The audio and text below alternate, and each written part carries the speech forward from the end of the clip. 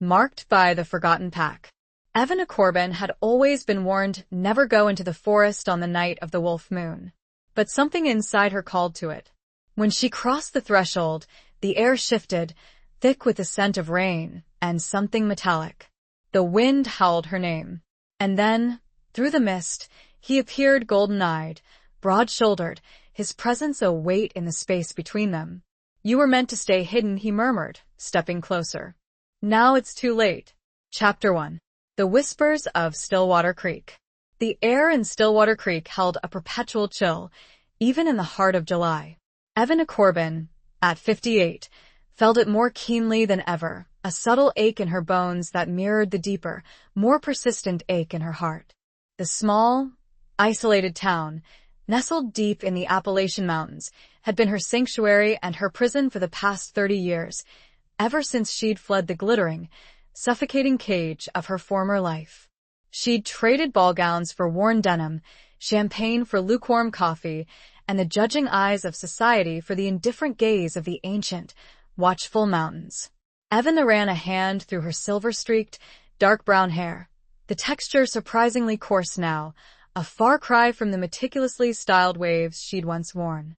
Her reflection in the dusty window of her antique shop, Relics Remembrances, showed the lines etched around her hazel eyes, a roadmap of sorrows and quiet joys. She wasn't beautiful anymore, not in the way she used to be, but there was a strength in her face now, a quiet resilience that had been forged in the crucible of loss. The bell above the shop door jingled, announcing the arrival of Martha Bellwether, the town's resident gossip and, surprisingly, one of Evan's closest confidants. Martha, a plump woman with a cloud of white hair and eyes that missed nothing, bustled in, carrying the scent of cinnamon and freshly baked bread. "Evan, dear, you look positively piqued. Are you still fretting about that old Corbin legend?" Martha's voice, though laced with concern, held a familiar edge of theatricality. Evan sighed, turning from the window. "It's the wolf moon tonight, Martha. You know how it is." Martha clucked her tongue, placing a warm loaf of bread on the counter. "Nonsense, dear. Old wives' tales. Your grandmother used to fill your head with such things. Meant to keep you safe, I suppose, but it just made you skittish." Evan managed a weak smile.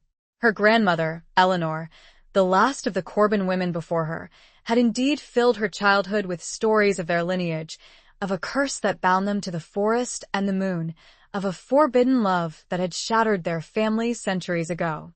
The core of the legend warned against venturing into the woods on the night of the wolf moon, lest the ancient forces that slumbered there be awakened. "Skittish or not," Evan murmured, "I've always felt drawn to the forest on nights like this. Like something's calling to me." Martha's expression softened. "I know, dear. But you've built a good life here. A quiet life. Don't let the past or those old stories unravel it." Evan busied herself with arranging a display of antique silver lockets, her fingers tracing the intricate carvings. Each locket held a secret, a tiny compartment meant for a portrait or a lock of hair, a tangible echo of a forgotten love. She understood the allure of secrets, the weight of unspoken desires. The day passed in a blur of quiet activity. Evan sold a chipped porcelain doll to a young couple, helped an elderly gentleman find a first edition of a long-forgotten poet, and shared a cup of tea with Martha, the warmth of the beverage and the company a temporary balm against the growing unease in her soul. As dusk settled, painting the sky in hues of bruised purple and fiery orange, Evan found herself drawn to the back of her shop, to a small, overgrown garden that bordered the dense woods. The scent of damp earth and pine needles filled the air, a primal fragrance that stirred something deep within her. The wind whispered through the trees, carrying with it a faint, almost musical howl. She told herself it was just the wind. She told herself she was being foolish, letting old stories and a lifetime of loneliness cloud her judgment. But the pull was undeniable, a magnetic force that tugged at her very core. The wolf moon, full and luminous, rose above the treeline, casting an ethereal glow over the landscape. Evan's breath hitched in her throat. It was larger, brighter, than she'd ever seen it. It felt personal. She remembered her grandmother's words, spoken in a hushed, reverent tone. The moon is a mirror, Evan. It reflects the wildness within us, the parts we try to hide. On the night of the wolf moon, that reflection becomes too strong to ignore. Against her better judgment, against every instinct honed by years of self-preservation, Evan stepped out of the garden and into the woods. The trees closed around her, their branches intertwined like skeletal fingers. The air grew colder, heavier, and the scent of pine was now overlaid with something else, something metallic and sharp, like the tang of blood. Fear, cold and sharp, pricked at her, but beneath it, a strange sense of inevitability bloomed. She was meant to be here. This was where she was supposed to be. The forest floor was soft beneath her feet, covered in a thick layer of fallen leaves. The moonlight filtered through the canopy, creating dancing shadows that played tricks on her eyes. Every rustle, every snap of a twig, sent a jolt of adrenaline through her. She walked deeper, drawn by an unseen force, a whisper on the wind that seemed to call her name. It wasn't her imagination. It was real, a low, resonant hum that vibrated in her very bones. Evan. And then, through the mist that had begun to curl around the trees, she saw him. Chapter 2. The Scent of Rain and Iron. He stood silhouetted against the moonlit mist, a figure of imposing height and power. Even from a distance, Evan could sense the raw energy that radiated from him, a palpable force that made the air around him shimmer. He was cloaked in shadow, his features obscured, but she could see the glint of his eyes, a startling, luminous gold that pierced the darkness. She stopped, her heart hammering against her ribs like a trapped bird. Fear, primal and instinctive, urged her to turn and run, to flee back to the safety of her quiet life. But something held her rooted to the spot, a fascination that bordered on terrifying. He moved then, stepping out of the shadows, and Evan caught her breath. He was undeniably magnificent. His face was a study in sharp angles and planes, his jaw strong and defined, his cheekbones high and prominent. His hair, the color of dark, weathered oak, was pulled back from his face, revealing the intensity of his gaze. He was dressed in simple, dark clothing, a heavy woolen coat, worn leather boots that did nothing to diminish the aura of power that clung to him. The metallic scent she'd noticed earlier intensified, mingling with the earthy fragrance of the forest and a subtle, musky undertone that was uniquely him. It was the smell of rain on hot metal, of wildness and something ancient, something untamed. "You were meant to stay hidden," he murmured, his voice a low rumble that resonated deep within her chest. It wasn't a threat, not exactly, but it held a weight of inevitability, a sense of predetermined fate. He took a step closer, and Evan instinctively recoiled, a tremor running through her. Who are you?" she managed to ask, her voice barely a whisper. He tilted his head slightly, as if considering her question. "Does it matter?" "It matters to me," she said, finding a sliver of her courage. She had spent years hiding, shrinking from the world, but something about this encounter, this man, ignited a spark of defiance within her. He studied her for a long moment, his golden eyes seeming to see straight through her, to the core of her being. The silence stretched, thick with unspoken tension. The mist swirled around them, creating an ethereal, almost dreamlike quality to the scene. "My name is Silas," he finally said, his voice softer now, almost gentle. "And you, Evan Corbin, are trespassing." She blinked, surprised that he knew her name. "Trespassing? This is Corbin land." A flicker of amusement crossed his face. "Is it?" "For centuries, this land has belonged to those who walk beneath the wolf moon, those who answer to a different law, a different nature." His words sent a chill down her spine. She thought of her grandmother's stories, of the whispers that had haunted her family for generations. Was it possible? Could the legends be true? I don't understand," she said, her voice trembling again. Silas took another step closer, closing the distance between them. Evan could feel the heat radiating from his body, a warmth that seemed to defy the chill of the night. She could smell the rain and iron and that underlying, primal scent that was both alluring and terrifying. "You will," he said, his voice a low, hypnotic murmur. "You are marked, Evan, bound to this place, to this destiny." He reached out, his hand hovering just inches from her face. Evan held her breath, her body frozen, caught between fear and a strange, inexplicable longing. His fingers were long and strong, the skin slightly calloused, hinting at a life lived outdoors, a life far removed from her own quiet existence. She flinched as his fingertip lightly traced the curve of her cheekbone, sending a jolt of electricity through her. It wasn't a painful sensation, but it was intense, overwhelming. She felt a connection, a spark, that seemed to ignite something deep within her, something that had been dormant for decades. "The moon chose you," Silas said, his golden eyes locking with hers. "And I am bound to follow." His words were cryptic, yet they resonated with a profound truth that she couldn't deny. She felt it in the way her heart pounded, in the way her breath hitched in her throat, in the way her body seemed to hum with a newfound energy. The mist thickened, swirling around them like a living entity. The moonlight intensified, bathing the forest in an otherworldly glow. Evan felt a sense of disorientation, as if she were stepping outside of reality into a world where the boundaries between the natural and the supernatural blurred. What does that mean?" she whispered, her voice barely audible above the rustling of the leaves and the distant howl of a something. It didn't sound like an ordinary wolf. Silas lowered his hand, but his gaze remained fixed on hers. "It means your life, as you know it, is over." He paused. And, more softly, he added, "And ours is just beginning." The mist seemed to press closer, and for a fleeting moment, she thought she saw the shapes of other figures just beyond the edge of the light. Chapter 3. A glimpse of golden eyes. The figures in the mist remained indistinct, phantoms lurking at the periphery of her vision. Evan strained to see them, a knot of fear tightening in her stomach. Were they real, or were they a figment of her overactive imagination, fueled by Silas's cryptic words and the unsettling atmosphere of the moonlit forest? Silas seemed to sense her unease. He placed a hand on her arm, his touch surprisingly gentle, grounding. The warmth of his hand seeped through the fabric of her coat, a comforting anchor in the swirling chaos of the night.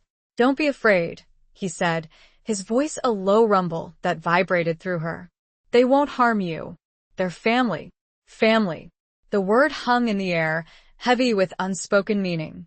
What kind of family lurked in the shadows, bound to the wolf moon and the ancient laws of the forest? The questions swirled in her mind, unanswered and unsettling. She looked up at him, searching his face for answers. His golden eyes, so intense and captivating, held a depth of knowledge, a hint of ancient secrets. She saw a flicker of something else there too, a weariness, a sadness that resonated with her own hidden grief. "What family?" she asked, her voice stronger now, fueled by a growing sense of defiance. "What are you talking about?" He hesitated, as if weighing his words carefully. "We are the Lupin, Evan, the children of the moon. We walk between worlds, between the human and the other." Lupin. The word echoed in her mind, conjuring images of wolves, of wildness, of untamed power. Her grandmother's stories, dismissed as folklore, suddenly felt terrifyingly real. "Werewolves," she whispered, the word a breath of disbelief and dawning horror. Silas didn't deny it. He simply nodded, his expression solemn. "We are bound to the moon, to the cycle of transformation. We are protectors of this land, guardians of the balance between the seen and the unseen." Evan felt a wave of dizziness, the world around her seeming to tilt and sway. The reality she had known, the quiet, predictable life she had built, was crumbling around her, replaced by a terrifying and exhilarating new reality. "But that's impossible," she stammered, her voice shaking. "It's just a story." Silas's grip on her arm tightened slightly. "Stories often hold grains of truth, Evan, especially the old ones. The ones passed down through generations," whispered in the dark. He gestured towards the figures in the mist, which seemed to be growing slightly more distinct. She could now make out the outlines of bodies, tall and imposing, their presence radiating a similar energy to Silas's. "We are real," he said, his voice firm. "And you, Evan, are one of us. Or, at least, you have the potential to be." The idea was both terrifying and strangely alluring. For years, she had felt like an outsider, a misfit, never quite belonging anywhere. The thought that she might have a place, a family, even one as strange and dangerous as this, held a powerful appeal. "How?" she asked, her voice barely a whisper. "How is that possible?" "The Corbin bloodline carries the mark," Silas explained. "It's a dormant gene, passed down through the women of your family. The wolf moon awakens it, draws it to the surface." He reached out and gently touched the silver ring she wore on her left hand, a simple band with a small, intricately carved wolf's head. It had been her grandmother's, passed down to her on her 18th birthday, along with the warnings about the forest and the moon. "This ring," Silas said, his voice low and intense. "It's more than just a piece of jewelry. It's a symbol, a conduit. It amplifies the connection." Evan looked down at the ring, seeing it now with new eyes. It felt warm against her skin, almost alive. She had always worn it, a sentimental reminder of her grandmother, never realizing its true significance. "What happens now?" she asked, her voice trembling with a mixture of fear and anticipation. Silas stepped back, releasing her arm. The mist began to recede, the figures disappearing back into the shadows. The forest seemed to hold its breath, waiting. "Now," he said, his golden eyes locking with hers, "you have a choice. You can turn your back on this, try to return to your old life, pretend this never happened. But the moon has marked you, Evan. The pull will always be there, a constant whisper in your soul." He paused, his gaze softening. "Or you can embrace it. You can learn about your heritage, about your power. You can join us." The choice was hers, a terrifying and exhilarating prospect. Stay in the familiar world of shadows and regrets, or step into the unknown, a world of magic, danger, and perhaps belonging. The wind picked up, swirling around her, carrying the scent of rain, iron, and the wild, untamed call of the wolf moon. She saw his golden eyes, reflecting the lunar light, and within them, a reflection of herself. Chapter 4. The Curse of the Corbin Lineage. The decision weighed heavily on Evan, a tangible pressure in her chest. Silas stood patiently, allowing her the space to grapple with the monumental choice before her. He understood the weight of it, the shattering of a carefully constructed reality. He'd seen it before, in others who carried the dormant gene, the ones who stumbled upon their hidden heritage. "Tell me more," Evan finally said, her voice raspy. The fear hadn't subsided, but it was now tempered with a growing curiosity, a desperate need to understand the truth that had been hidden from her for so long. Silas nodded, a flicker of respect in his golden eyes. "The Corbin lineage is ancient, Evan. It stretches back centuries, to a time when the boundaries between the human and the supernatural were more fluid." He began to walk slowly along a barely discernible path, and Evan found herself following, drawn to his quiet strength, his calm amidst the storm he had unleashed within her. The moonlight filtered through the trees, casting dappled shadows that danced around them. The curse, as you call it, began with a woman named Lyra Corbin.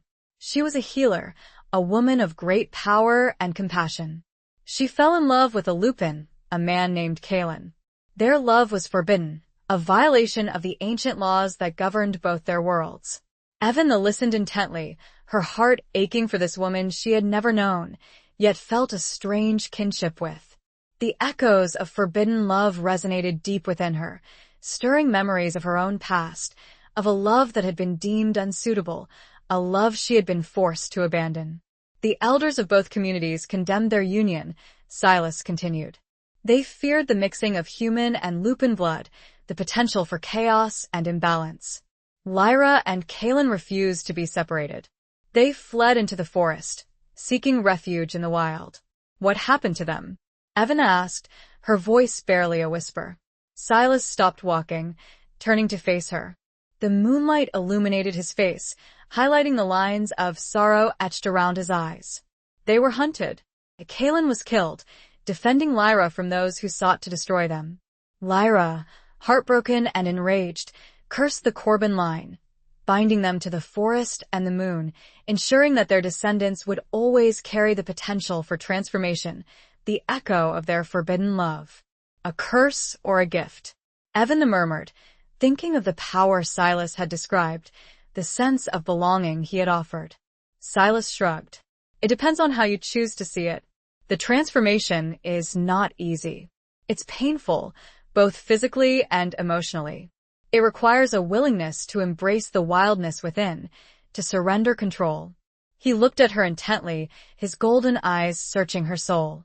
But it also offers strength, resilience, a connection to something ancient and powerful. It offers freedom. Freedom. The word resonated with Evan, a siren song to a soul that had been caged for far too long. She thought of her life in Stillwater Creek, the quiet routine, the carefully constructed walls she had built around her heart. It was safe, predictable, but it was also empty. And if I choose to embrace it? She asked, her voice trembling with a mixture of fear and excitement. What then? Then you will learn, Silas said. You will train. You will discover your true nature, your hidden potential.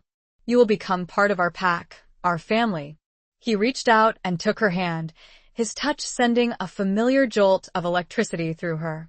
His fingers were warm and strong, his grip reassuring. It won't be easy, he warned. There will be challenges, dangers. You will have to confront your deepest fears, your hidden wounds. But you won't be alone.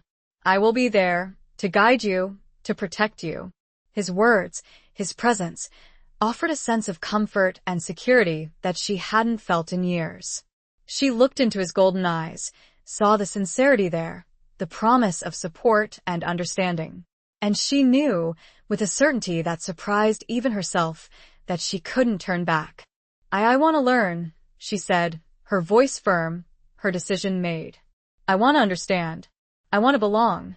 A slow smile spread across Silas's face, a smile that transformed his features, making him appear even more breathtakingly handsome.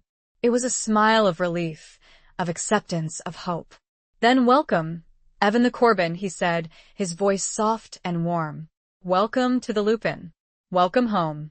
He squeezed her hand gently, then released it, stepping back slightly. We should return to the edge of the woods. It's almost dawn. The transformation is strongest under the full moon, but the pull can still be felt, especially for a newly awakened. Evan nodded, her mind reeling with the information she had just received, the life-altering decision she had just made. She followed Silas back towards the town, her steps lighter now, her heart filled with a mixture of trepidation and exhilaration. The fear was still there, but it was overshadowed by a newfound sense of purpose, a glimmer of hope for a future she had never dared to imagine. As they reached the edge of the forest, the first rays of dawn began to paint the sky in hues of pink and gold. Silas stopped, turning to face her. I'll come for you tonight, he said, his golden eyes holding hers. Be ready. He gave her one last look, full of something she couldn't quite decipher, protection, and perhaps the faintest hint of something more, and then melted back into the trees, disappearing as quickly as he appeared. Chapter 5. Echoes in the Abandoned Mill. The day passed in a blur of unreality for Evan. She went through the motions of her usual routine, opening the shop, dusting the antiques, making polite conversation with the occasional customer, but her mind was elsewhere, replaying her encounter with Silas, grappling with the implications of her newly discovered heritage. The scent of rain and iron, that unique and unsettling fragrance, lingered in her senses, a constant reminder of the night before. She found herself touching the silver wolf's head ring, her fingers tracing its intricate carvings, feeling the subtle hum of energy that emanated from it. Martha Bellwether stopped by in the afternoon, her usual cheerful demeanor tempered with a hint of concern. You're awfully quiet today, Evan. Still thinking about those woods? Evan hesitated, unsure how much to reveal. She trusted Martha, but the secret she now carried felt too large, too unbelievable to share. "Just reflecting," she said vaguely, offering a weak smile. Martha, ever perceptive, didn't press the issue. She simply patted Evan's hand and said, "Well, don't you go dwelling on things. It's not healthy. And remember, no more wandering off into the woods at night. Especially not tonight. The moon may be waning, but those old stories." She trailed off, shaking her head. Evan managed a non-committal murmur, her thoughts already racing ahead to the night to come. She knew she couldn't tell Martha the truth, not yet. It was too much, too soon. As the afternoon wore on, Evan found herself drawn to a particular corner of her shop, a section filled with old maps and documents. She had always been fascinated by history, by the stories of those who had come before her. And now, that fascination took on a new, urgent significance. She pulled out a dusty, leather-bound volume, a collection of local history compiled by a long-dead town historian. She flipped through the pages, her eyes scanning the faded script, searching for any mention of the Corbin family, of the Lupin, of anything that might shed more light on her newfound heritage. She found a few brief references to the Corbins, mostly mundane details about land ownership and civic contributions. But then, tucked away in a chapter about local legends and folklore, she found something that made her heart skip a beat. It was a short paragraph describing the curse of the Corbin women, a tale of forbidden love, a vengeful curse, and a lineage bound to the moon and the forest. The details were sparse, but they echoed Silas's story almost exactly. The names were different: Alara instead of Lyra, Caden instead of Kalen, but the core of the legend remained the same. Beneath the paragraph, the historian had added a handwritten note. See also, Old Mill Records. Rumors of strange occurrences, unexplained disappearances. The Old Mill. Evan knew the place well. It was a crumbling, abandoned structure located on the outskirts of town, near the edge of the forest. It had been a sawmill in its heyday, but it had been abandoned for decades, a haven for teenagers and rumored to be haunted. A sudden impulse seized her. She had to see it. She had to explore this tangible link to her family's past, this place where strange occurrences had been reported. She closed the shop early, leaving a hastily scribbled note on the door. The sun was already beginning to set, casting long shadows across the town. She grabbed a flashlight from a drawer and headed towards the old mill, her heart pounding with a mixture of apprehension and excitement. The mill was even more dilapidated than she remembered. The wooden walls were rotting, the roof was partially collapsed, and the windows were boarded up, creating an eerie, almost sinister atmosphere. The air around the mill felt heavy, stagnant, and the scent of decay mingled with the familiar fragrance of pine from the nearby forest. She circled the building, searching for a way in. The main entrance was boarded shut, but she found a loose plank on the side, near what had once been a loading dock. She pried it open, creating a narrow gap that she could squeeze through. The interior of the mill was dark and dusty, the air thick with the smell of mildew and decay. The beam of her flashlight cut through the gloom, revealing rusted machinery, broken furniture, and piles of debris. The silence was profound, broken only by the occasional creak of the building settling and the rustle of unseen creatures. She moved slowly, carefully, her senses on high alert. The air felt colder inside the mill, a chill that had nothing to do with the temperature outside. She could feel a strange energy here, a palpable sense of history, of secrets hidden within these crumbling walls. She found a set of rickety stairs leading up to what had once been the mill's office. The wood groaned beneath her weight, but it held. The office was small and cramped, with a single, broken window overlooking the forest. The floor was covered in a thick layer of dust, and the remnants of a desk and a few chairs lay scattered about. On the floor near the window, she found a small wooden box. It was old and worn, the wood cracked and faded, but it was still intact. She knelt down, her heart pounding, and carefully opened the box. Inside, she found a collection of old letters, tied together with a faded ribbon. The handwriting was delicate and feminine, The ink faded, but still legible. The first letter was dated over 200 years ago, and it was signed Lyra Corbin. The same Lyra from Silas' story. The real Lyra. As Evan started reading, a shiver snaked down her spine. It was a love letter to Kaylin and spoke of a beautiful love. But at the end, she mentioned the old mill as their place, the one place they could be together without others knowing. This was the beginning of something. The first rumble of distant thunder reached her ears. Chapter 6. The touch that kindled a flame. The rumble of thunder, distant but insistent, served as a stark reminder of the approaching night, of Silas's promised return. Evan quickly gathered the letters, carefully placing them back in the wooden box. She needed to get back to her shop, to prepare herself, both physically and mentally, for whatever lay ahead. As she descended the rickety stairs, a sudden gust of wind rattled the loose boards of the mill, causing her to stumble. She reached out to steady herself, her hand brushing against a cold, smooth surface. She shone her flashlight on it, revealing a large, metal lever, part of the old mill machinery. As her fingers touched the metal, a jolt of energy surged through her, a sensation far stronger than anything she had experienced before. It was like touching a live wire, a raw, visceral connection to the mill, to its history, to the echoes of Lyra and Kaylin's forbidden love. She recoiled, her heart pounding, her breath catching in her throat. The air around her crackled with an unseen energy, and she could feel a strange tingling sensation in her skin, as if every nerve ending was on high alert. She knew, instinctively, that this was no ordinary reaction. This was the mark, the dormant gene Silas had spoken of, awakening within her. It was the power of her lineage, the connection to the Lupin, surging to the surface. She hurried out of the mill, scrambling through the narrow opening and back into the fading light. The wind had picked up, whipping her hair around her face, carrying the scent of approaching rain. The sky was darkening rapidly, the clouds swirling ominously overhead. She made her way back to the shop, her mind racing. The letters, the mill, the surge of energy, it all pointed to a truth she could no longer deny.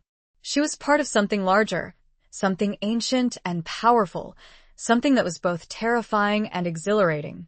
She locked the shop, then went upstairs to her small apartment above.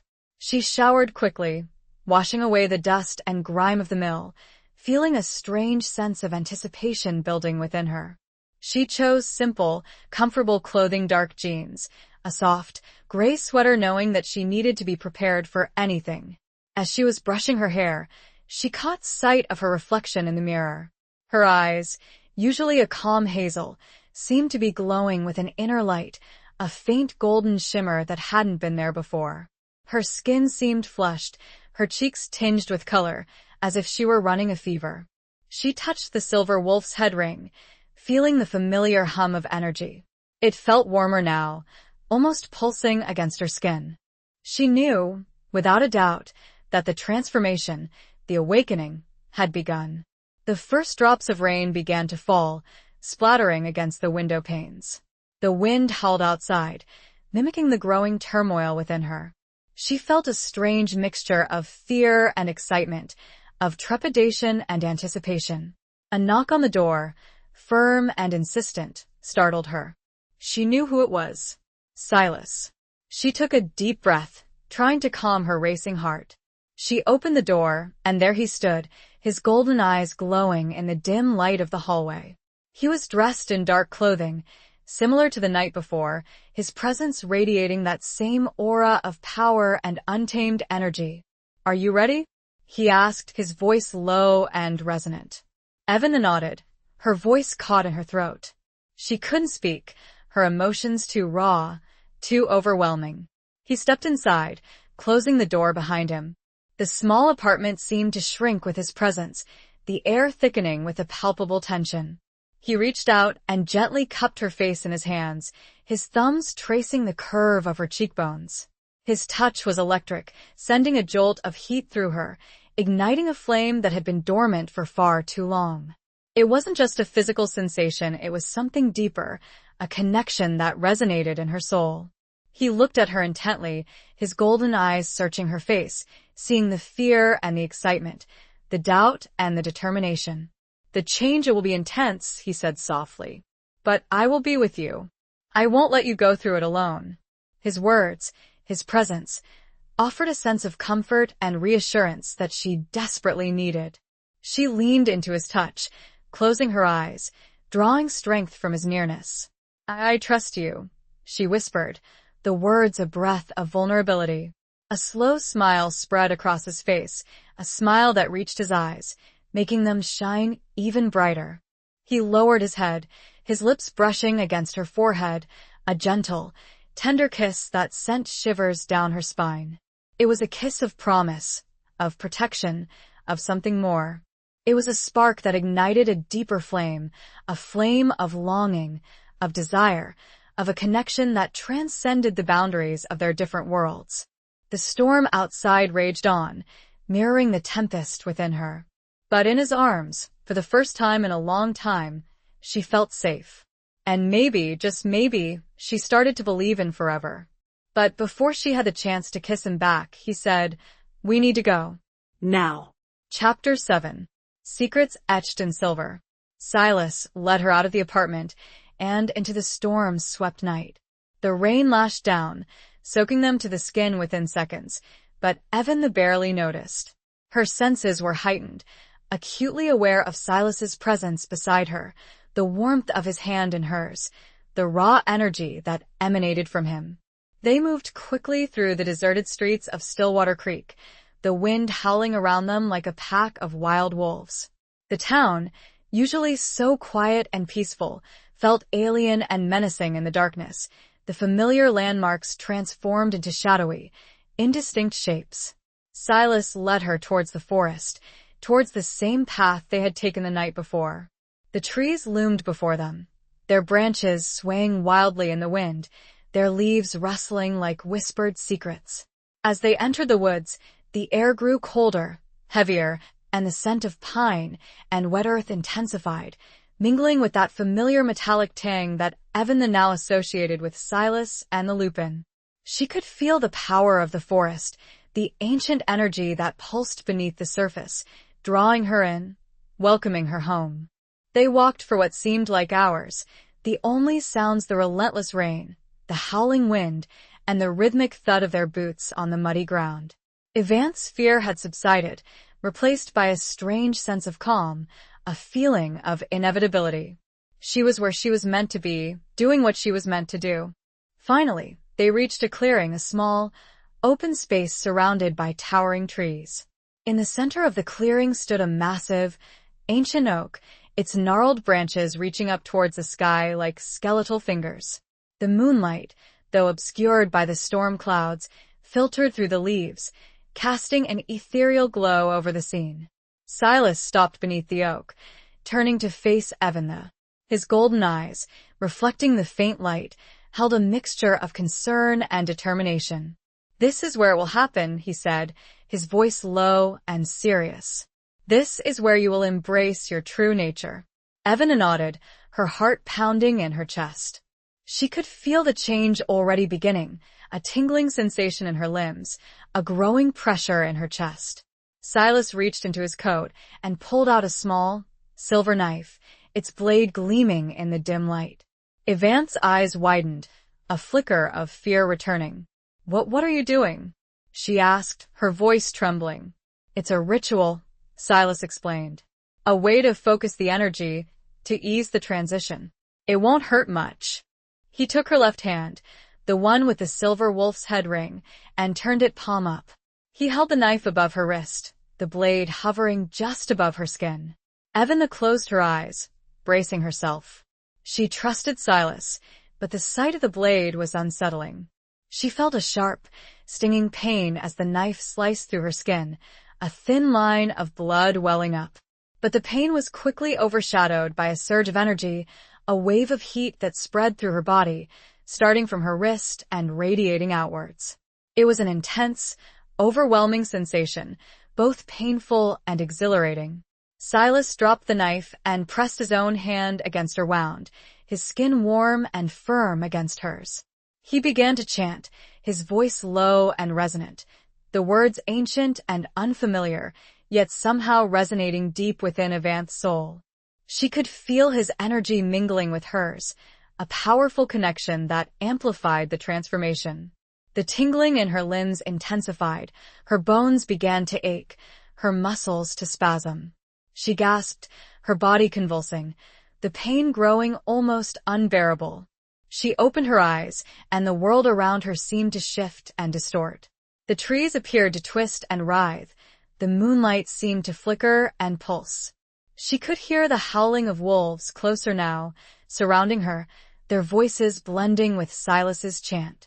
She looked at Silas, his golden eyes fixed on hers, holding her steady, anchoring her to reality.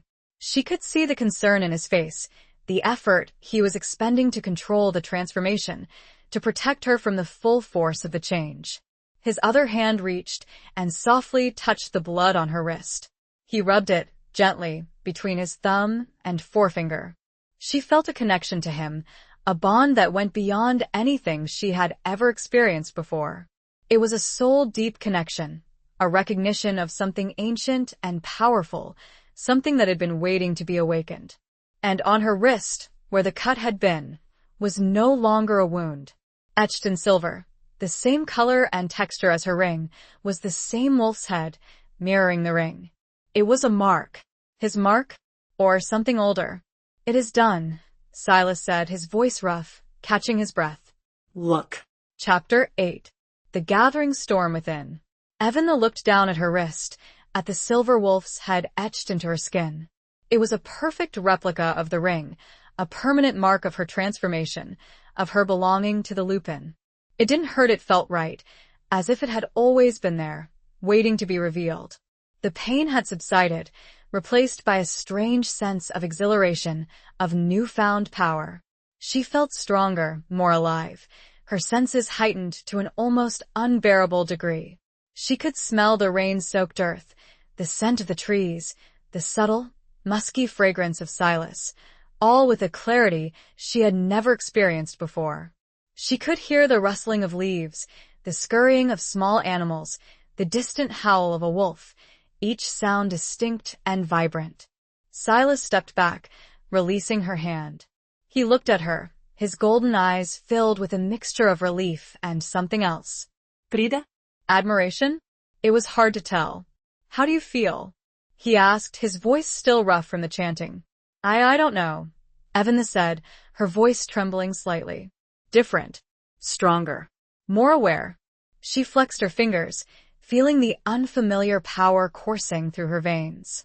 She looked around the clearing, at the towering trees, at the storm-swept sky, seeing it all with new eyes. The world felt different, more vibrant, more alive. "The transformation is complete," Silas said. "But it's also just the beginning. You will need to learn to control your new abilities, to harness the power of the wolf within." He gestured towards the surrounding forest. "We will train. We will teach you. You will learn to shift, to run, to hunt. You will become one with the wild." The thought of shifting, of transforming into a wolf, was both terrifying and exhilarating. Evan wasn't sure she was ready for that, for such a radical change. I don't know if I can," she said, her voice filled with doubt. Silas placed a hand on her shoulder, his touch reassuring. "You can, Evan. You are stronger than you think. You have the blood of Lyra Corbin flowing through your veins. You have the heart of a wolf." His words, his confidence in her, gave her strength. She looked into his golden eyes, saw the unwavering belief there, and found a flicker of courage within herself. "Okay," she said, her voice firmer now. "I'll try." A slow smile spread across Silas's face. "That's all I ask." He turned and began to walk deeper into the forest, and Evan followed, her steps hesitant at first, but growing more confident with each stride. The rain had stopped, the clouds beginning to part, revealing glimpses of the waning moon. As they walked, Silas began to explain the intricacies of the Lupin world, the rules, the responsibilities, the dangers. He told her about the pack hierarchy, the importance of loyalty and cooperation, the constant threat of hunters, those who sought to destroy them. He also spoke of the joys, the freedom of running wild, the exhilaration of the hunt, the deep connection to nature and to each other. He spoke of a sense of belonging, of a family that extended beyond blood, a bond forged in shared experience and mutual respect. Evan listened intently, absorbing everything he said, her mind racing to process the vast amount of information. It was a lot to take in, a whole new world to learn, a whole new identity to embrace. She thought of her old life, of the quiet routine, the predictable days, the loneliness that had been her constant companion. It seemed so distant now, so insignificant. She had been living in a shadow world, a pale imitation of life. Now, she was stepping into the light, into a world of magic, of danger, of possibilities. She was still afraid, but the fear was overshadowed by a growing sense of excitement, of anticipation. She was finally finding her place, her purpose, her home. As they walked through the moonlit forest, a different kind of storm was gathering with Evan. Her emotions were raw, open, and near the surface. She was grateful to Silas, attracted to him, but also confused. She was a woman in her late 50s, set in her ways. And now there was this. Silas, she said softly, making him stop and look at her. What happens now? Between us? The trees were silent, waiting. Chapter 9. A dance with shadows and moonlight. Silas turned to face her, the moonlight illuminating the sharp angles of his face, the intensity of his golden eyes. He didn't answer immediately, his gaze searching hers, as if trying to decipher the unspoken questions, the hidden emotions that swirled within her. The silence stretched between them, thick with unspoken tension, with the weight of their shared experience, with the undeniable pull that existed between them. The forest seemed to hold its breath, the rustling of leaves, the hooting of an owl, fading into the background. What happens now, he finally said, his voice low and resonant. Depends on you, Evan. On what you want. His words hung in the air, a challenge and an invitation. He wasn't going to make the decision for her, wasn't going to push her in any direction. He was giving her the space, the freedom, to choose her own path. Evan looked at him, her heart pounding in her chest. She was drawn to him, undeniably, to his strength, his protectiveness, his quiet intensity.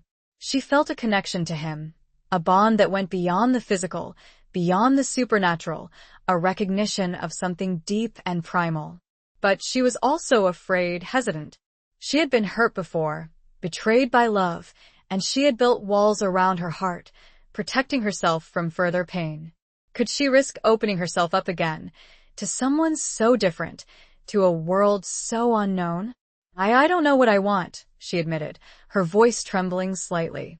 It's all so new, so overwhelming. I need time to process it all. Silas nodded, understanding. I know, and I will give you all the time you need. But I want you to know, Evan, he hesitated, his gaze softening, a flicker of vulnerability in his eyes. He reached out and gently brushed a strand of hair away from her face, his touch sending a shiver down her spine. I am drawn to you, he continued, his voice barely a whisper. From the moment I saw you in the forest, I felt a connection, a pull, something I haven't felt in a very long time. His words resonated deep within her, mirroring her own feelings, her own confusion. She looked into his eyes, saw the sincerity there, the honesty, and found herself drawn to him even more. I feel it too, she admitted, her voice barely audible. But it's complicated. Life is complicated, Silas said with a small, wry smile. Especially ours. But that doesn't mean it can't be beautiful. Rewarding. He stepped closer, closing the distance between them. Evan could feel the warmth radiating from his body, the subtle, musky scent of him filling her senses. Her heart beat faster, her breath catching in her throat. He didn't touch her, not yet. He simply held her gaze, his golden eyes locking with hers, creating a connection that transcended words. It was a dance of shadows and moonlight, of fear and desire, of restraint and surrender. We don't have to rush into anything, he said softly. We can take it slow, get to know each other. Learn to trust each other. See where it leads. His words offered a sense of comfort, of reassurance. She wasn't ready for a commitment, for a relationship, not yet. But she was willing to explore the possibilities, to see where this connection might lead. Okay, she said, her voice stronger now. Slow. We can try. A slow smile spread across his face, a smile that reached his eyes, making them shine even brighter. He reached out and gently took her hand, his fingers intertwining with hers. Good, he said, his voice warm and reassuring. Then let's start with the walk. There's something I want to show you. He led her deeper into the forest, their hands clasped together, their steps in sync. The moon, now fully emerged from behind the clouds, cast a silvery glow over the landscape, illuminating their path. As they walked, Evan felt a sense of peace settle over her, a calmness that she hadn't experienced in a long time. The fear and the doubt were still there, but they were overshadowed by a growing sense of hope, of anticipation. She was embarking on a new journey, a journey into the unknown, a journey into herself. And she wasn't alone. She had Silas by her side, a guide, a protector, a potential partner. The forest seemed to welcome them, the trees whispering secrets in the wind, the moonlight guiding their way. It was a magical night, a night of transformation, of new beginnings, of a dance between two souls, drawn together by fate, by the moon, by the ancient power that flowed through their veins. She looked over, and he was watching her. He winked. And then she heard a noise, a twig snapping not far away. Chapter 10. The Price of Forbidden Longing. The sharp snap of the twig, amplified by the heightened senses of her new nature, sent a jolt of adrenaline through Evan. Silas instantly tensed, his grip tightening on her hand, his body shifting into a protective stance. His golden eyes, usually warm and inviting, now gleamed with a predatory intensity, scanning the surrounding darkness. What is it? Evan whispered, her voice barely audible above the rustling of the leaves. Silas didn't answer immediately, his senses focused on the unseen threat. He slowly turned his head, his nostrils flaring slightly, as if testing the air. The subtle, musky scent that Evan associated with him intensified, a primal warning signal. Hunters, he finally said, his voice low and grim. They've found us. The word hunters sent a chill down Evan's spine. Silas had mentioned them before, those who sought to destroy the Lupin, those who feared their power, their difference. She had thought of them as a distant threat, an abstract danger. Now, they were real, they were here, and they were hunting them. How many? She asked, her voice trembling slightly. At least 3, Silas said, his gaze still fixed on the darkness. Maybe more. They're well hidden. Evan could feel her heart pounding in her chest, her breath coming in short, shallow gasps. She had never faced real danger before, not like this. Her quiet, predictable life had sheltered her from the harsh realities of the world, from the violence and the hatred that existed beyond the borders of Stillwater Creek. Silas released her hand, his body poised for action. Stay close to me, he said, his voice firm and commanding. And be quiet. We need to get out of here. He began to move swiftly and silently through the trees, and Evan followed, trying to match his pace, her senses on high alert. She could hear the hunters now, their faint movements, the occasional snap of a twig, the muffled sound of their voices. They were closing in. She stumbled over a root, her ankle twisting beneath her. She cried out in pain, a sharp, involuntary sound that echoed through the stillness of the forest. Silas instantly stopped, turning back to her, his face etched with concern. Are you all right? I think I twisted my ankle, she said, her voice tight with pain. He knelt beside her, his hands gently examining her ankle. She winced as he touched it, the pain sharp and throbbing. It's not broken, he said, his voice reassuring. But you won't be able to run. The sound of the hunters grew closer, their voices more distinct now. They were almost upon them. Silas looked around, his eyes searching for an escape route. There was no time to think, no time to plan. They were trapped. He made a split-second decision. He scooped Evan up in his arms, her body surprisingly light, and began to run. She gasped, surprised by his strength, by the suddenness of his action. She clung to him, her arms wrapped around his neck, her face buried in his shoulder. She could feel the power of his muscles, the rapid beat of his heart, the warmth of his body against hers. He ran with incredible speed, his feet barely touching the ground, his movements fluid and graceful. He navigated the treacherous terrain with ease, dodging trees, leaping over fallen logs, his senses guiding him through the darkness. Evan could hear the hunters pursuing them, their shouts and curses echoing through the forest. They were gaining ground, their presence a constant, menacing threat. She knew that Silas couldn't keep this up forever. He was strong, but he was also carrying her weight, and the hunters were relentless. They were outnumbered, outmatched. She thought of the silver knife, of the ritual, of the mark on her wrist. She was Lupin now. She had the power within her, but she didn't know how to use it. She was a liability, a burden. "Silas," she said, her voice choked with emotion. "Put me down." "You can go faster without me. I'll distract them." He didn't slow down, didn't even acknowledge her words. "Don't be ridiculous," he said, his voice tight with determination. "I'm not leaving you." His loyalty, his unwavering commitment to protecting her, brought tears to her eyes. She had never known such devotion, such selflessness. She had always been alone, always had to fend for herself. Now, she had someone who was willing to risk his life for hers.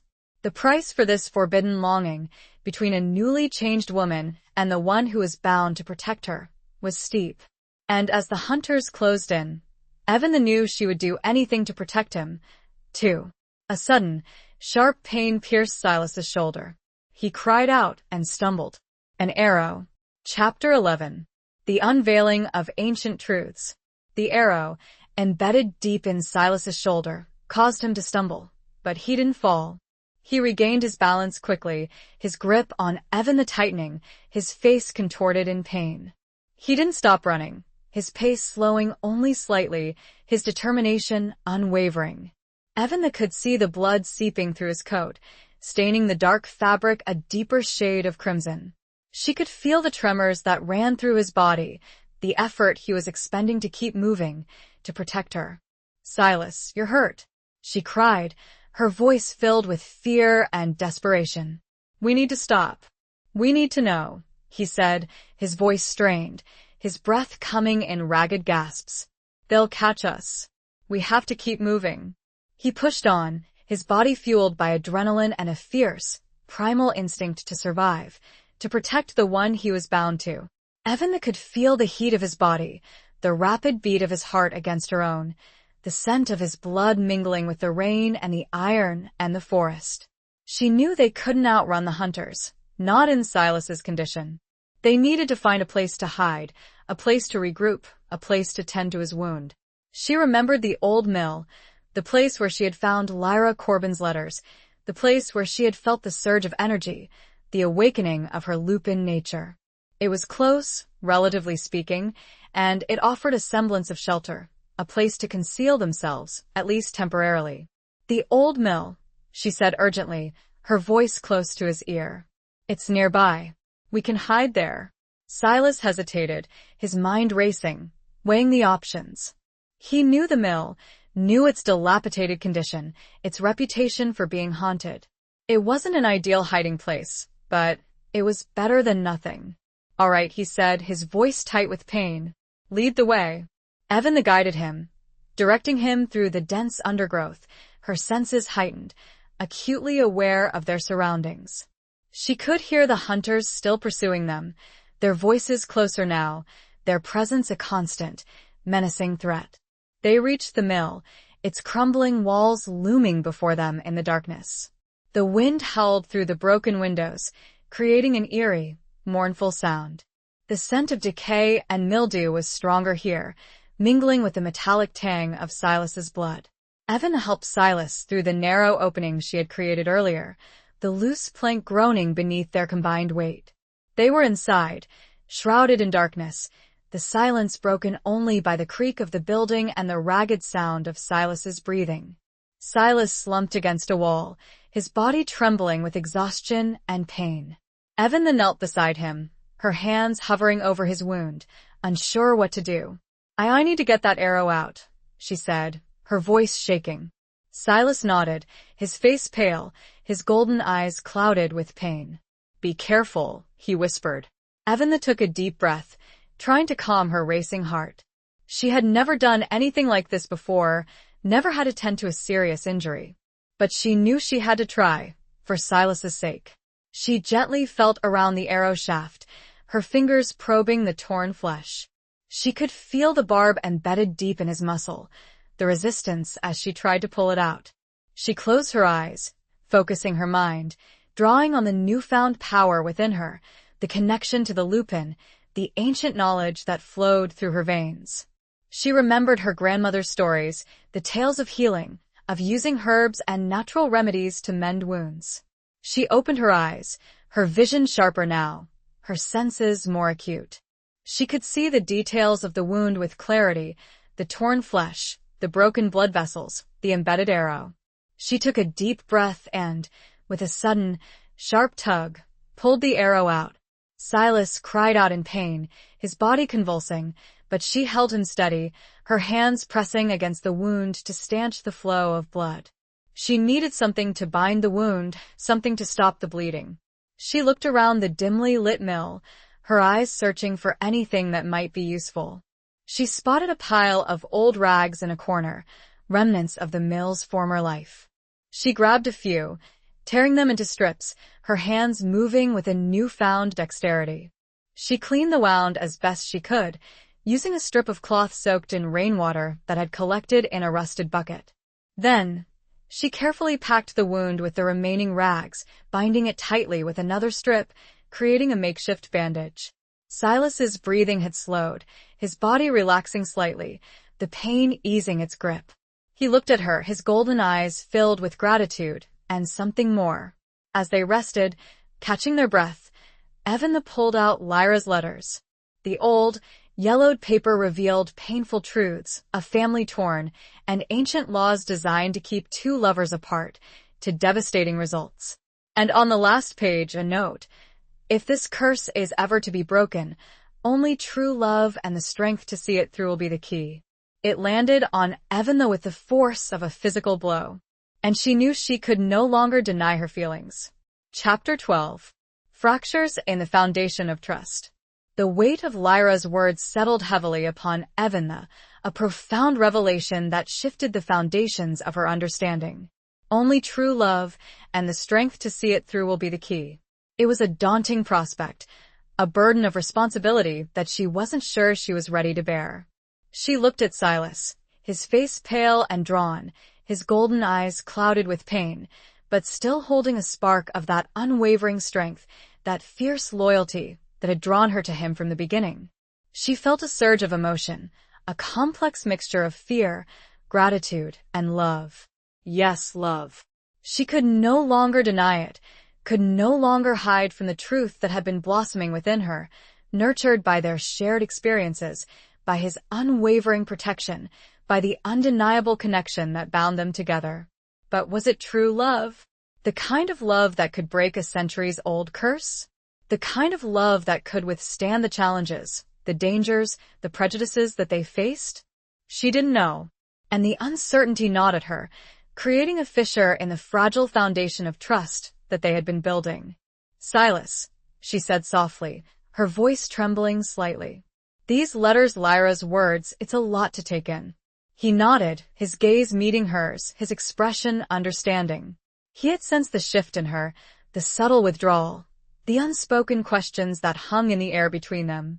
I know, he said, his voice raspy from the pain. It's a heavy burden, the legacy of our ancestors.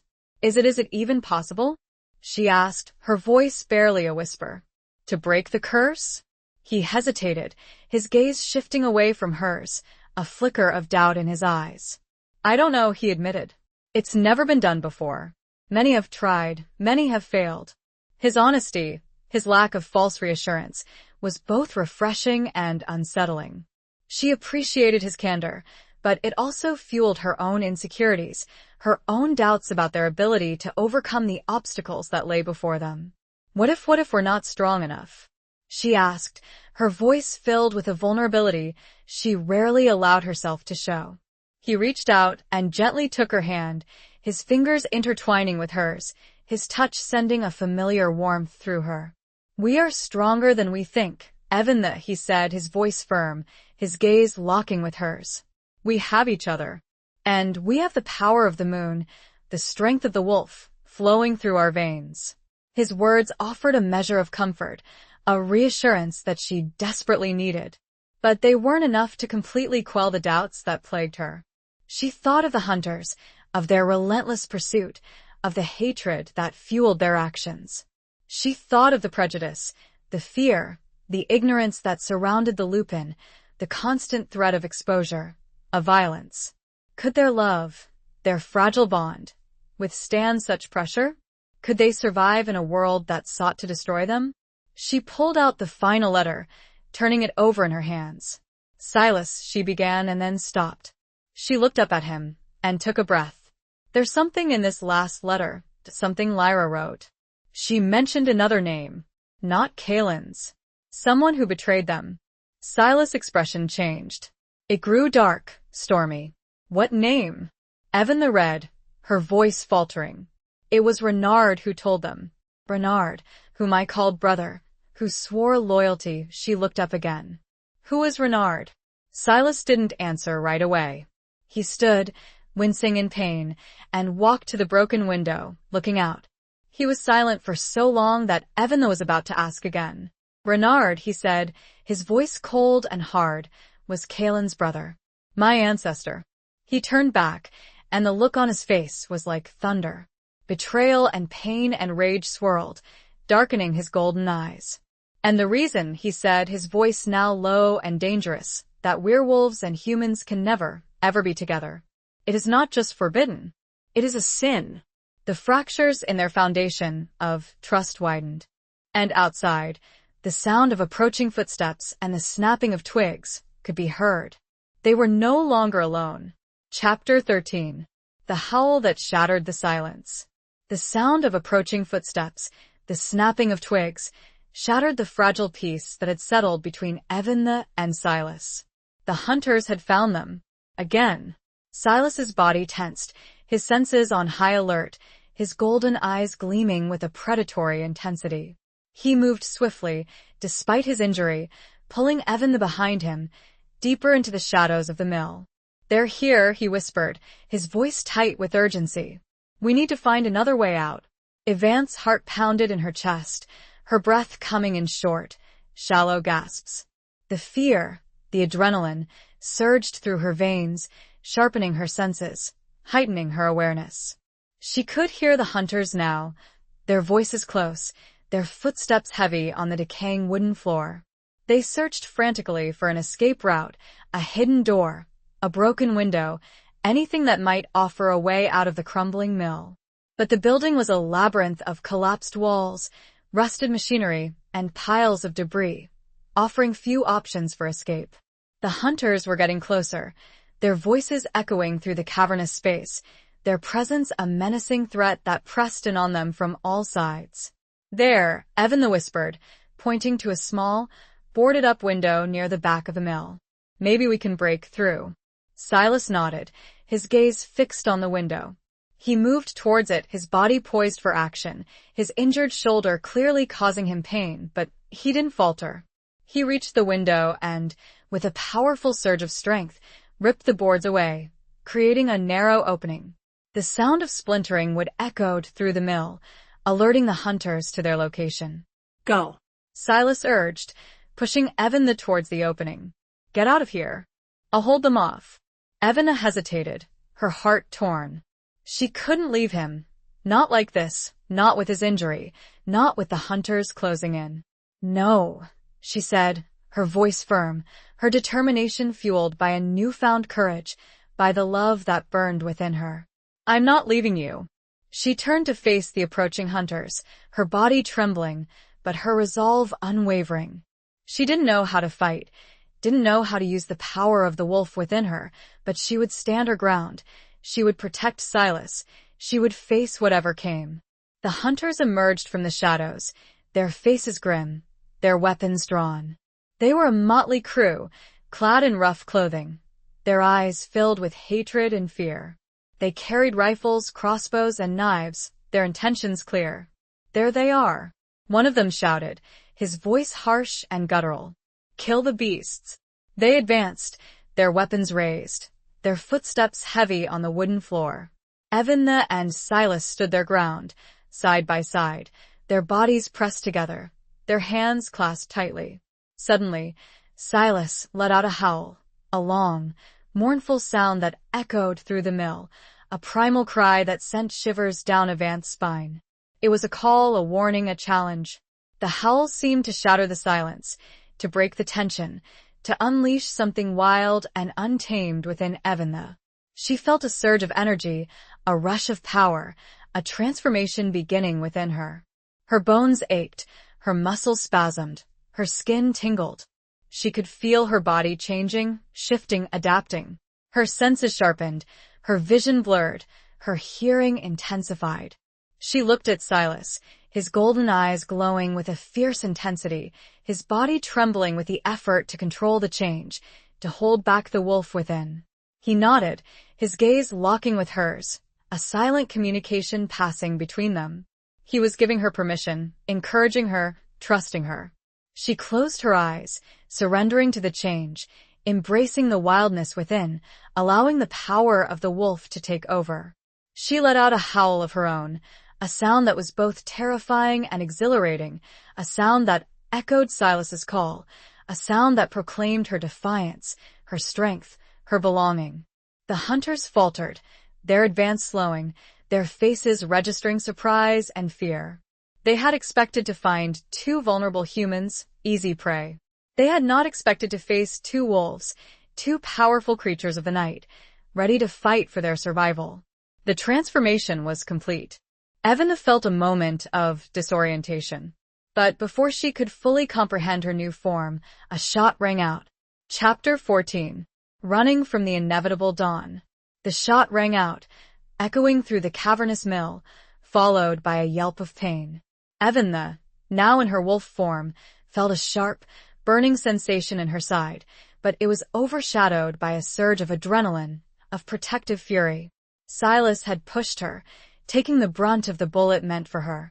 She turned, her golden eyes blazing, and saw Silas, also in his wolf form, larger and more imposing than her, snarling at the hunters, his teeth bared, his body tensed for attack.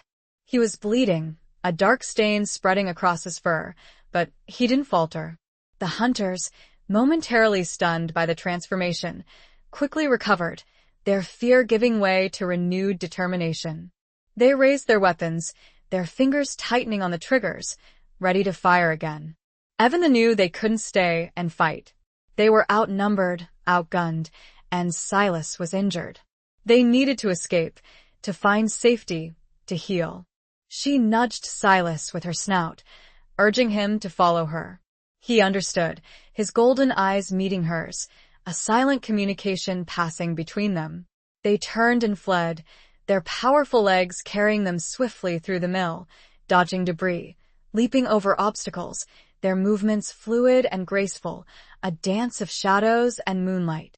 The hunters pursued them, their shouts and curses echoing behind them, the sound of their gunshots punctuating the night. But the wolves were faster, more agile, their senses heightened, their instincts guiding them through the darkness. They burst out of the mill, through the opening Silas had created, and into the forest, the cool night air washing over them, the scent of pine and wet earth filling their nostrils. They ran, their paws pounding the soft ground, their bodies moving as one, a single, unified force. They ran for what seemed like hours, the forest a blur of trees and shadows, the sounds of pursuit gradually fading behind them. They ran until they could run no more, their lungs burning, their muscles aching, their bodies exhausted. They finally stopped, collapsing in a small clearing, hidden amongst the dense undergrowth, their bodies trembling, their breath coming in ragged gasps. Evan, still in her wolf form, nuzzled Silas, licking his wound, her concern evident in her soft whimpers. He licked her back, a gesture of reassurance, of gratitude, of love. They lay there, side by side, their bodies pressed together, their warmth a comfort in the cold night. They were safe for now, but the danger was far from over. The transformation began to reverse, slowly, painfully. Evan felt her bones shifting, her muscles contracting, her skin tingling. It was an agonizing process, a tearing and reshaping of her very being. She cried out in pain, her voice a mixture of human and wolf, a sound that echoed through the stillness of the forest. Silas, also transforming back, whimpered beside her, his body convulsing with the effort. Finally, the change was complete. They were human again, naked and vulnerable, their bodies bruised and aching, their clothes torn and discarded somewhere in the mill. Silas was still bleeding, his wound a gaping hole in his shoulder, his face pale and drawn. Evan, despite her own pain, her own exhaustion, focused on him, her concern overriding everything else. She tore strips of fabric from the remnants of her sweater, using them to create a makeshift bandage, pressing it against his wound to stanch the flow of blood. "We need to get you help," she said, her voice trembling with urgency. "We need to find somewhere safe." Silas nodded, his golden eyes clouded with pain, but still holding a flicker of that unwavering strength. "The cabin," he whispered, his voice raspy. "There's a hidden cabin, not far from here." He struggled to his feet, his body swaying unsteadily. Evan supported him, her arm around his waist, her strength lending him support. They began to walk, slowly, painfully, their bodies aching, their steps faltering. The forest, which had seemed so welcoming before, now felt menacing, filled with unseen dangers. The first rays of dawn began to paint the sky in hues of pink and gold, a beautiful sight, but also a threat. They needed to find shelter before the sun rose fully, before they were exposed, vulnerable. They walked on, their determination fueled by the need to survive, by the bond that connected them, by the love that burned within them. He leaned heavily on her, and she stumbled forward. But before they collapsed, she saw it smoke, and the faint outline of a small cabin. Chapter 15. The Sanctuary of Broken Walls. The sight of the smoke, curling lazily upwards from the chimney of the small cabin, filled Evan with a surge of hope. It was a beacon in the encroaching dawn, a promise of warmth, of shelter, of a temporary respite from the dangers that pursued them. They stumbled towards it, their bodies aching, their steps faltering, Silas leaning heavily on Evan for support. The cabin was small and rustic, built of rough-hewn logs, its windows dark and shuttered, its presence hidden amongst the dense trees. It looked abandoned, forgotten, but the smoke told a different story. As they approached, Evan could hear the faint sound of movement inside, the crackle of a fire, the soft murmur of a voice. She hesitated, her newfound lupin instincts warning her of potential danger. Who was inside? Friend or foe? Silas, sensing her hesitation, squeezed her hand reassuringly. "It's all right," he whispered, his voice raspy with pain. "It's a friend. Someone I trust." He raised his voice, calling out a name, a word that Evan didn't recognize, a sound that seemed to resonate with the ancient language of the lupin. The door creaked open, and a figure emerged, silhouetted against the warm glow of the firelight. It was an old woman, her face wrinkled and weathered, her eyes sharp and intelligent, her silver hair pulled back in a tight braid. She wore simple, homespun clothing, and her presence radiated a sense of quiet strength, of ancient wisdom. "Silas?" she said, her voice raspy but firm. Her gaze shifted to Evan, her eyes widening slightly, taking in her disheveled appearance, her nakedness, her evident exhaustion. "Anya," Silas said, his voice weak but filled with relief. "We need your help."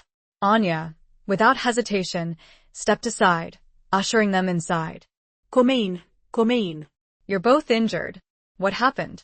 The cabin was small and cozy, a single room with a stone fireplace at one end, a rough-hewn table and chairs in the center, and a narrow bed in a corner. The air was warm and smoky, filled with the scent of burning wood and herbs. Anya quickly helped Silas to the bed, her movements efficient and practiced. She examined his wound, her fingers probing gently, her expression grim. "This is bad," she said, her voice filled with concern. "But I can help. I have herbs, salves. I can clean it, stitch it." She turned to Evan, her gaze softening. "You too, child. You're hurt. And you're new." Evan nodded, her body trembling with exhaustion and pain. She felt vulnerable, exposed, her nakedness a stark reminder of her transformation, of the dangers she had faced. Anya, sensing her discomfort, fetched a thick, woolen blanket, draping it around Evan's shoulders. The warmth was welcome, a small comfort in the midst of their desperate situation. "Thank you," Evan whispered, her voice choked with emotion. Anya smiled, a gentle, reassuring smile that reached her eyes. "Rest now," she said. "You're safe here. I'll take care of you both." Anya worked quickly and efficiently, cleaning Silas's wound, applying a poultice of herbs, stitching the torn flesh with a needle and thread. She worked with a practiced hand, her movements precise and confident, her knowledge of healing evident in every gesture. Evan watched, her heart filled with gratitude for this woman, this stranger who had welcomed them into her home, who was tending to their wounds, who was offering them sanctuary. While Anya worked on Silas, she also gave Evan a warm, herbal drink, something that soothed her aching muscles, calmed her racing heart, and eased the lingering pain of the transformation. As Anya tended to them, she asked questions, her voice gentle but probing, wanting to understand what had happened, who had attacked them, why they were being hunted. Silas, his voice weak but steady, explained the situation, the curse of the Corbin lineage, the hunters, their forbidden love, their desperate flight. Anya listened intently, her expression thoughtful, her eyes filled with a deep understanding. She knew the legends, the ancient laws, the dangers that the Lupin faced. She had lived with them her entire life. When Silas mentioned Renard and the reason behind the ancient law separating humans and werewolves, Anya nodded. The old hatreds run deep, and some would rather see a curse continue than be proven wrong. She finished stitching Silas' wound, her hand resting lightly on his forehead.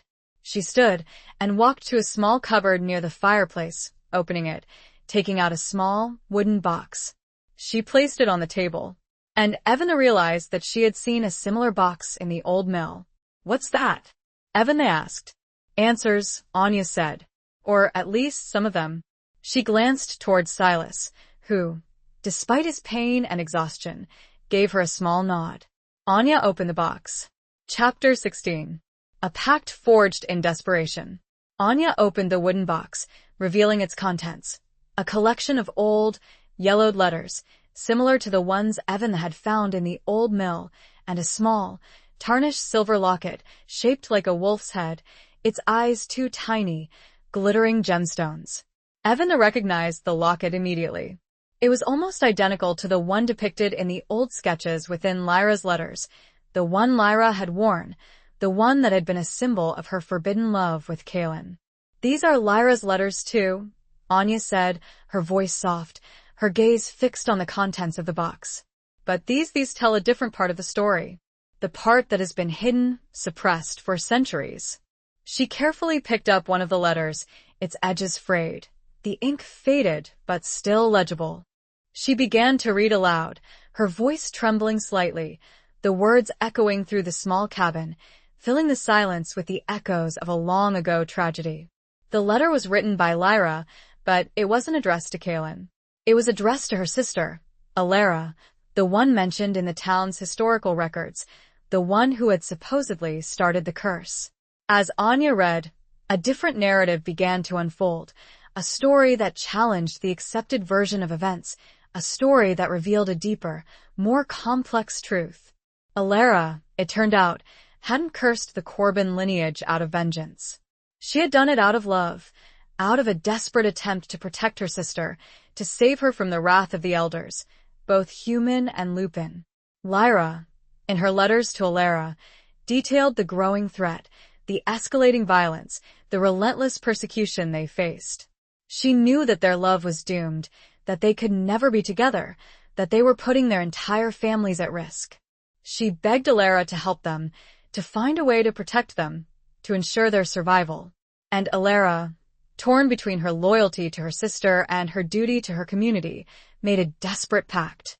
She agreed to perform a ritual, a powerful spell that would bind the Corbin women to the moon and the forest, that would give them the potential to transform, to protect themselves, to survive.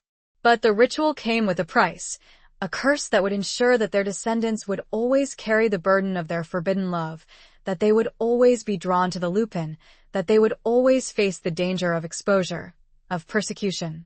The locket, Lyra wrote, was a key, a conduit to the power of the ritual, a symbol of their enduring love, a reminder of the sacrifice that had been made.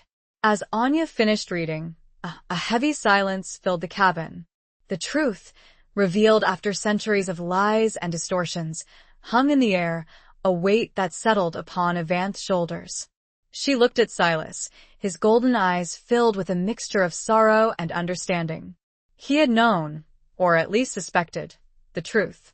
The burden of his ancestors' betrayal, the weight of the ancient law, had always been with him. So, the curse, it wasn't a curse of vengeance, Evan said, her voice barely a whisper. It was a curse of love. Anya nodded, her gaze meeting Evanth's. Love and sacrifice, she said. A desperate attempt to protect, to preserve, to survive. But Renard, Evan said, he still betrayed them. Yes, Silas said, his voice tight with anger, with a pain that ran deep. He did. And that betrayal has echoed through the centuries, fueling the hatred, the prejudice, the violence. But it doesn't have to be that way, Anya said, her voice firm, her eyes filled with a spark of hope. The curse can be broken. Lyra's words, they weren't just a lament. They were a prophecy. A guide. She picked up the locket, holding it out to Evan. This is the key, she said. You are the key. You and Silas. Your love, it can break the curse. It can heal the rift. It can bring peace.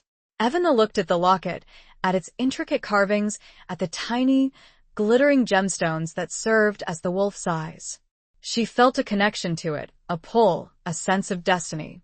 She looked at Silas, his golden eyes meeting hers, a silent communication passing between them. They had a choice to make, a daunting, terrifying choice.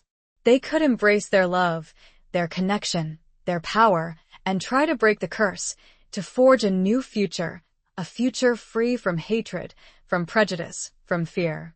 Or they could walk away, retreat back into the shadows, accept the limitations of their existence, live with the constant threat of exposure, of violence. I am tired of running, Evan said.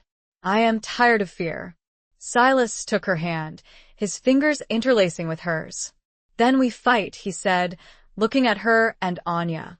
Together. Outside, the sun finally rose, casting a golden ray through the cabin's one window. Chapter 17. The Reckoning of Betrayal and Blood.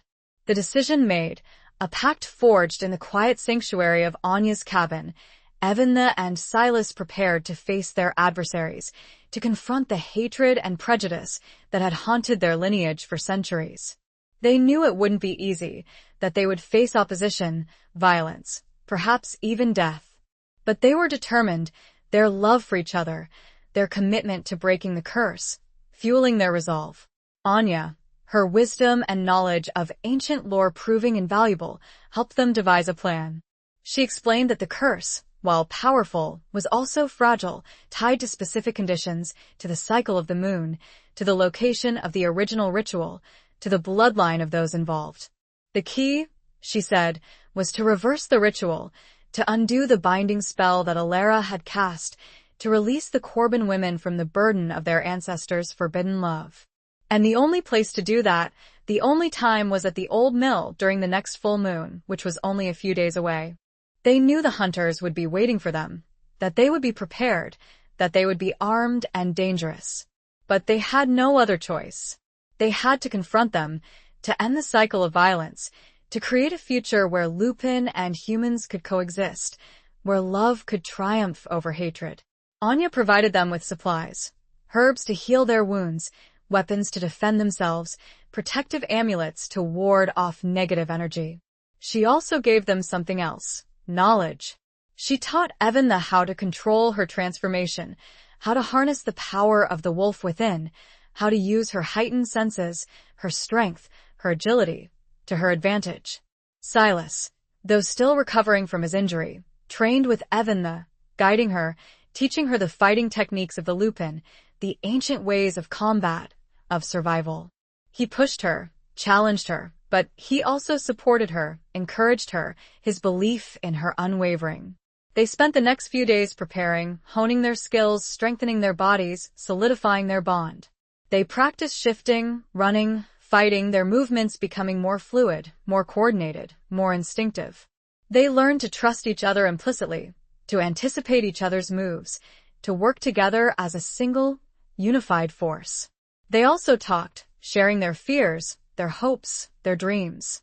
They spoke of a future where they could live openly, without fear of persecution, where their love could be celebrated, not condemned. They spoke of a future where their children, if they were to have any, could grow up without the burden of the curse, without the constant threat of violence. As the full moon approached, the tension mounted. They knew the final confrontation was inevitable, that they would have to face their enemies, that they would have to fight for their lives, for their love, for their future. On the night of the full moon, they left Anya's cabin, their hearts pounding, their senses heightened, their bodies prepared for battle. They made their way to the old mill, the place where it had all begun, the place where it would all end, one way or another. The mill loomed before them, its crumbling walls silhouetted against the moonlit sky, its broken windows like empty eyes, staring out at the world. The air was heavy with anticipation, with the scent of decay and mildew, with the metallic tang of blood, both old and new. They knew the hunters were inside, waiting for them. They could hear their movements, their muffled voices, their preparations. They were outnumbered, outgunned, but they were not afraid. They were ready. They entered the mill, their steps silent, their bodies poised for action. The darkness enveloped them, the shadows concealing them, protecting them. They moved slowly, carefully, their senses alert, their instincts guiding them. They found the hunters gathered in the main chamber, near the rusted machinery, their weapons drawn, their faces grim, their eyes filled with hatred. The leader of the hunters, a tall, muscular man with a scarred face and cold, cruel eyes, stepped forward. Evan recognized him. It was Renard's descendant, carrying on his ancestors' legacy of hatred. "You came," he said, his voice harsh and guttural. "We knew you would. You can't escape your destiny." "Our destiny is not to be hunted like animals," Silas said, his voice strong and defiant. "Our destiny is to live in peace, to love freely, to break this curse cycle." "There is no peace for your kind," the hunter sneered. "Only death." He raised his rifle, aiming it at Silas. But before he could fire, Evan lunged, her body transformed, her wolf form swift and powerful. The battle began. It was brutal, a chaos of teeth and claws and gunfire. But someone wasn't fighting. One of the hunters held back, watching. Chapter 18. The Echoes of a Love Lost and Found. The battle raged within the crumbling walls of the old mill, a maelstrom of violence and desperation. Evan, in her wolf form, fought with a ferocity she never knew she possessed, her claws and teeth tearing at the hunters, her movements swift and agile, her instincts guiding her through the chaos. Silas, also in his wolf form, fought beside her, his larger size and strength a formidable presence, his injured shoulder hampering him, but not stopping him. They fought as one, their movements synchronized, their bond unbreakable, their love for each other fueling their determination. The hunters, though armed with rifles and crossbows, were no match for the speed and ferocity of the wolves. They fell one by one, their weapons clattering to the floor, their bodies collapsing in heaps. But the leader of the hunters, Renard's descendant, remained, his cold, cruel eyes fixed on Eventha and Silas, his hatred burning bright. He raised his rifle, aiming it at Eventha, his finger tightening on the trigger. Eventha saw him, saw the glint of the moonlight on the barrel of the rifle, saw the murderous intent in his eyes. She knew she couldn't dodge the shot, that she was trapped, that she was about to die. But then, something unexpected happened. One of the hunters, the one who had been holding back, watching the battle unfold, suddenly moved. He tackled the leader, knocking him to the ground, the rifle firing harmlessly into the air. The leader roared in anger, struggling to free himself from the other hunter's grasp. "What are you doing?" he shouted. "You traitor!" "I'm ending this," the other hunter said, his voice firm, his eyes filled with a newfound resolve. "This hatred, this violence, it's wrong. It has to stop." Eventha and Silas, momentarily stunned by this turn of events, seized the opportunity. They attacked the remaining hunters, disarming them, subduing them, ending the fight. The leader, still struggling with the other hunter, managed to break free. He scrambled to his feet, his face contorted in rage, his eyes filled with a murderous fury. He grabbed a knife from his belt, lunging at Eventha, his intent clear. But Silas was faster. He intercepted the leader, tackling him to the ground, his teeth sinking into the man's arm, drawing blood. The leader cried out in pain, dropping the knife, his body collapsing in defeat. The battle was over. The silence that descended upon the mill was deafening, broken only by the ragged breathing of the wolves and the groans of the injured hunters. Eventha and Silas, still in their wolf forms, stood side by side, their bodies trembling with exhaustion, their fur matted with blood and sweat. They had won, but the victory felt hollow, the cost too high. The hunter who had intervened, who had saved Evant's life, approached them cautiously. He was young, his face pale and drawn, his eyes filled with a mixture of fear and relief. I couldn't let him do it," he said, his voice trembling. "I couldn't be a part of this anymore. This hatred, it's consumed us for too long." Eventha and Silas slowly transformed back into their human forms, their bodies aching, their wounds throbbing. They looked at the young hunter, their expressions a mixture of gratitude and understanding. "Thank you," Eventha said, her voice hoarse. "You saved my life." "You saved us all," Silas added, his golden eyes meeting the young hunter's gaze. "You broke the cycle." The young hunter shook his head, his eyes filled with tears. "My family, we've been taught to hate your kind for generations," the young hunter said, choking back emotion. "But seeing you two fighting for your love, for your life, I realized it was all a lie. A terrible, senseless lie. The echoes of a love almost lost, and a love courageously found, resonated in the space." Eventha picked up Lyra's locket, still lying on the floor, and walked to the center of the old mill, where the moonlight shone brightest. It was time. Chapter 19. The Mending of Shattered Souls. Eventha stood in the center of the old mill, bathed in the silvery glow of the full moon, Lyra's locket clutched tightly in her hand. The air was thick with anticipation, with the weight of centuries of pain and prejudice, with the hope of a new beginning. Silas stood beside her, his hand resting gently on her back, his presence a source of strength and comfort. He was still injured, his shoulder bandaged, his body weary, but his golden eyes shone with a fierce determination, with an unwavering love. The young hunter, along with the other subdued hunters, watched from the shadows, their expressions a mixture of awe and apprehension.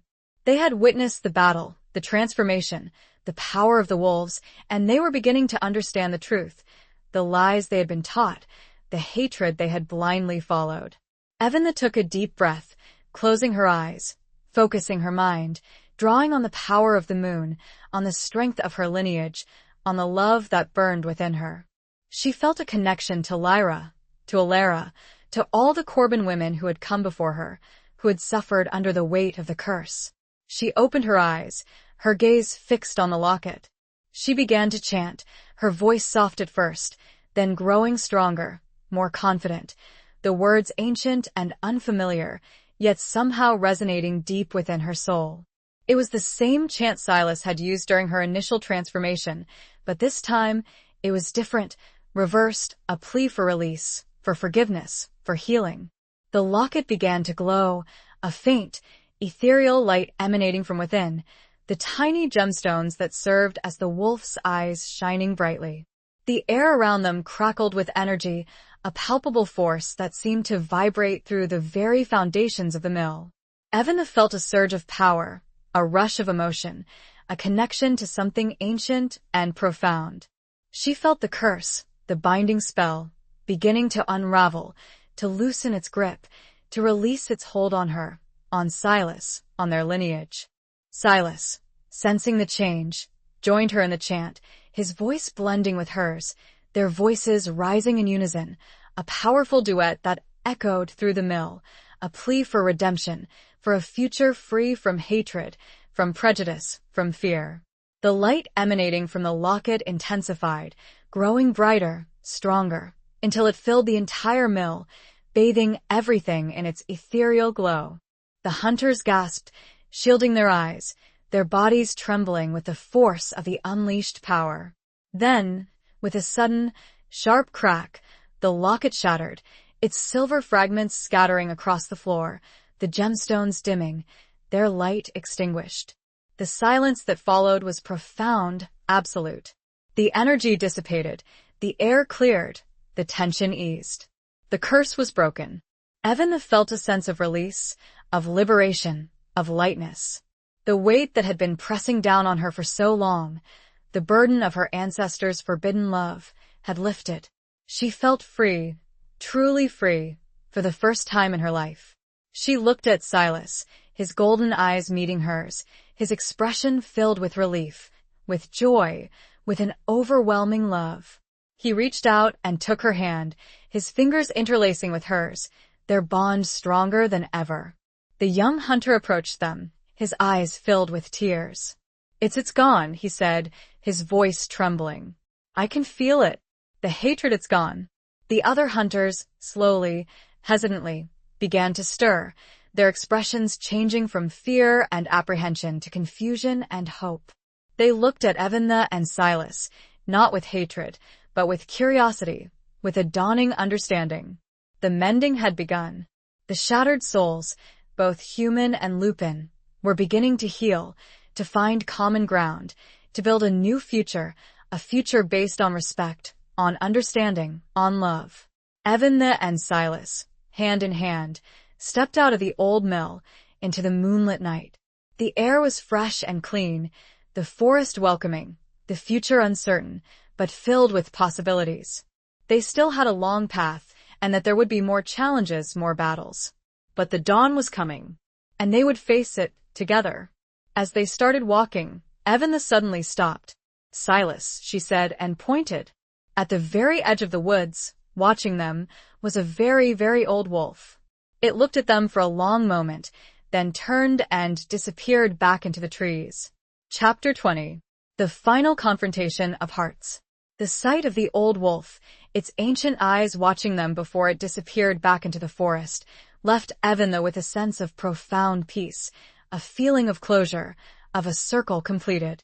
It was as if Lyra and Kaelin, their spirits finally free from the burden of the curse, were giving them their blessing, acknowledging their love, their courage, their triumph. Evanna and Silas returned to Anya's cabin, where they tended to their wounds, rested, and recovered. Anya welcomed them with open arms, her heart filled with joy at their success, at the breaking of the curse, at the hope for a new future. The young hunter, whose name was Caleb, stayed with them, helping Anya, learning from her, shedding the last vestiges of his family's hatred, embracing a new path of understanding and acceptance. He became a bridge between the two worlds, a symbol of reconciliation, a testament to the power of love to overcome prejudice. The other hunters, shaken by their experience, dispersed, returning to their lives, carrying with them the seeds of change, the possibility of a different future.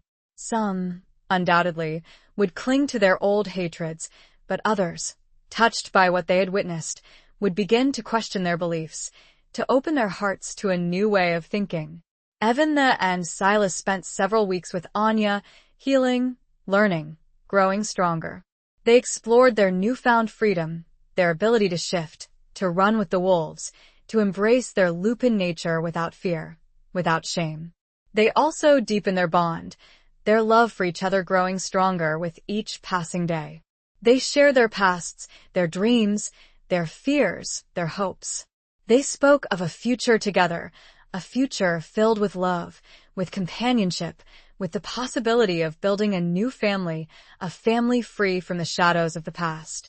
But before they could fully embrace that future, there was one final confrontation they had to face, a confrontation not with weapons or violence, but with their own hearts, with the lingering doubts and insecurities that still lingered within them.